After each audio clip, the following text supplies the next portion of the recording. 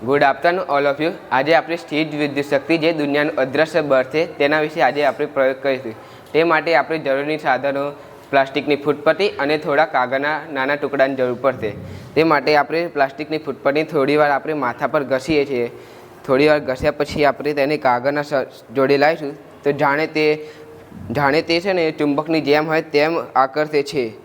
તે દરેક પદાર્થમાં ઇલેક્ટ્રોન અને પ્રોટોનની સંખ્યા એકસરખી હોવાના કારણે તે પદાર્થ તટસ્થ બને છે। પરંતુ માટે આપણે સ્કેલને વાર સાથે ઘસીએ છીએ ત્યારે વારમાંથી કેટલાક ઇલેક્ટ્રોન અને સ્કેલમાં જાય છે।